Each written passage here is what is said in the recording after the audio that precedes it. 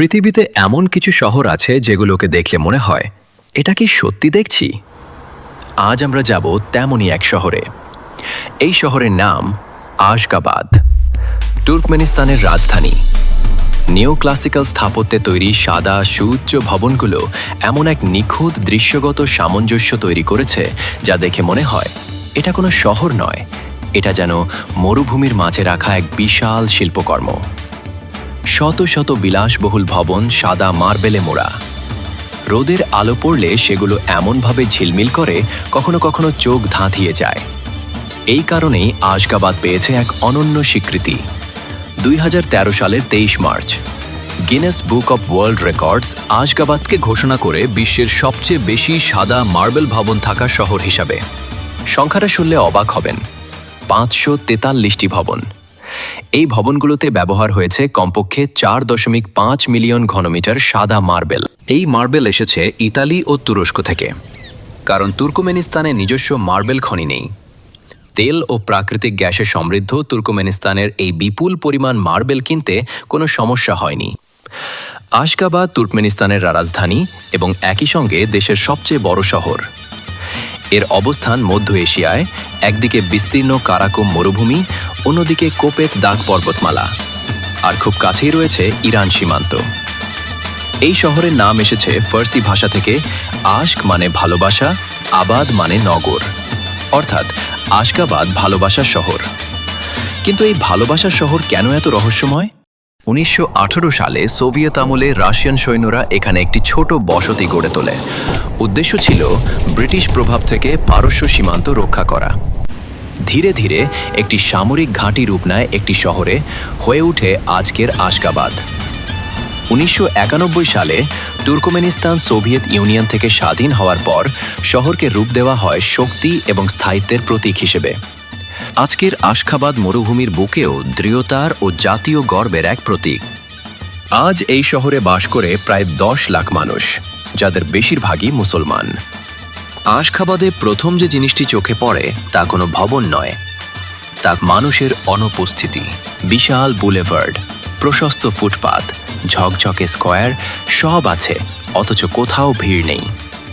প্রশ্ন হলো, এই শহরে মানুষ কোথায়? আশগাবাদের জনসংখ্যা প্রায় 10 লাখ, তবুও বিশাল হাইওয়েতে গাড়ি নেই, ফুটপাথে মানুষ নেই।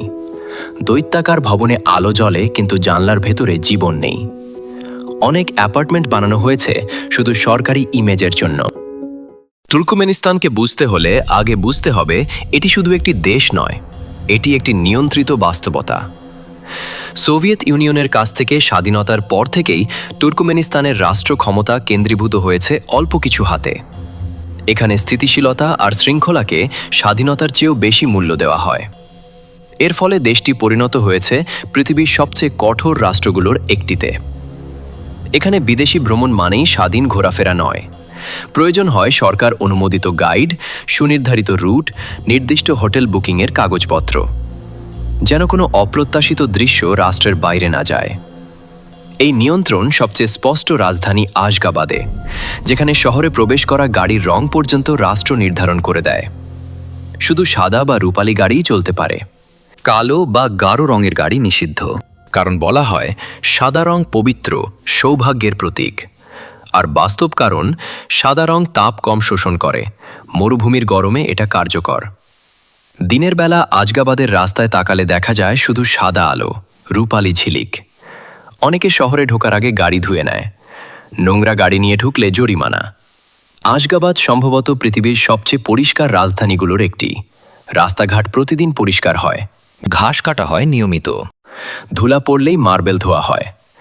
এখানে রাস্তায় ময়লা ফেললে জরিমানা, অগোছালো দেখালেও সমস্যা। পরিষ্কার পরিচ্ছন্নতা এখানে শুধু অভ্যাস নয়, এটা আইন। এখানে প্রেসিডেন্ট নিজেই বিচার করতে পারেন, তাও আবার সেটা জাতীয় টেলিভিশনে সরাসরি সম্প্রচার করা হয়, ভয় তৈরি করার জন্য। রাস্তায় নজরদারি, কড়া পুলিশি উপস্থিতি, সীমিত গণমাধ্যম, নিয়ন্ত্রিত ইন্টারনেট, সব মিলিয়ে আশগাবাদ হয়ে ওঠে একটি জীবন্ত প্রদর্শনী, যেখানে প্রতিটি ভবন, প্রতিটি নিয়ম, এমনকি প্রতিটি নীরবতা রাষ্ট্রের একটি বার্তা বহন করে। এ কারণে অনেকে আশগাবাদকে বলে মধ্য এশিয়ার উত্তর কোরিয়া। তুর্কমেনিস্তানের এই কঠোর নীতিগুলো অপরাধ কমিয়েছে, বিশৃঙ্খলা ঠেকিয়েছে, কিন্তু এর বিনিময়ে তৈরি হয়েছে এক অদ্ভুত বাস্তবতা, যেটা ঝকঝকে অথচ নিঃশব্দ, সুন্দর কিন্তু অস্বস্তিকর, নিরাপদ কিন্তু স্বাধীন নয়। তুর্কমেনিস্তান আন্তর্জাতিক ব্র্যান্ডকে খুব সহজে ঢুকতে দেয় না। এই দেশের ভেতরে ঢুকলেই ধীরে ধীরে টের পাওয়া যায় পরিচিত ব্র্যান্ডগুলা কোথাও নেই, কিন্তু হঠাৎ করেই চোখে পড়ে এমন কিছু যা দেখে থমকে যাবেন। দূর থেকে মনে হয় এটা কোকা কোলা, কিন্তু কাছে গিয়ে বোঝা যায় এটা কোলা চিনার। আর রেডবুল সেটাও নেই, তার বদলে আছে রেড টুট।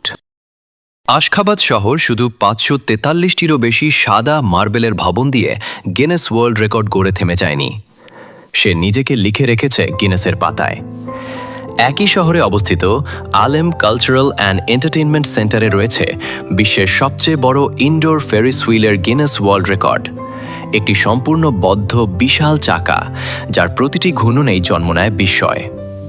আশখাবাদ আন্তর্জাতিক বিমানবন্দরে ৭০৫ বর্গমিটার জুড়ে বিস্তৃত ঐতিহ্যবাহী গুল নকশাটি স্বীকৃতি পেয়েছে বিশ্বের সবচেয়ে বড় গুল মোটিভ হিসেবে গিনেস ওয়ার্ল্ড রেকর্ডে। এছাড়াও তুর্কমেনিস্তানের দখলে আছে এক স্থানে সর্বাধিক ফাউন্টেন পুলের গিনেস ওয়ার্ল্ড রেকর্ড, বিশ্বের বৃহত্তম আর্কিটেকচারাল স্টারের গিনেস ওয়ার্ল্ড রেকর্ড, তারকা আকৃতির বিশ্বের বৃহত্তম ছাদের গিনেস ওয়ার্ল্ড রেকর্ড, একই বৃত্তে একসঙ্গে গান গাওয়া সর্বাধিক মানুষের গিনেস ওয়ার্ল্ড রেকর্ড, জারবিলের সবচেয়ে বৃহৎ প্রজাতির গিনেস ওয়ার্ল্ড রেকর্ড, পেছনের 2 পায়ে ভর দিয়ে ঘোড়ার দ্রুততম 10 মিটার অতিক্রমের গিনেস ওয়ার্ল্ড রেকর্ড, দীর্ঘতম একক লাইনের সাইকেল প্যারেডের গিনেস ওয়ার্ল্ড রেকর্ড। এইসব রেকর্ড কাকতালীয় নয়, এর পেছনে রয়েছে তুর্কমেনিস্তানের প্রথম রাষ্ট্রপতি সাপার মুরাত নিয়াজভের দৃষ্টিভঙ্গি, যিনি আশখাবাদকে শক্তি, স্থায়িত্ব ও জাতীয় গৌরবের প্রতীক হিসেবে গড়ে তুলতে চেয়েছিলেন। তার সময়ই রাজধানীকে সাদা মার্বেলের শহর হিসেবে নির্মাণের ধারণা বাস্তব রূপ পেতে শুরু করে। পরে তার উত্তরসূরি রাষ্ট্রপতি গুরবাঙ্গুলি বের্দি মোহামেদেভ এই ধারণাকে আরও বিস্তৃত করেন। তিনি শুধু মার্বেল স্থাপত্যের পরিসর বাড়াননি, বরং আন্তর্জাতিক স্বীকৃতি অর্জনের দিকেও জোর দেন, বিশেষ করে গিনেস ওয়ার্ল্ড রেকর্ডে তুর্কমেনিস্তানের উপস্থিতি বাড়াতে।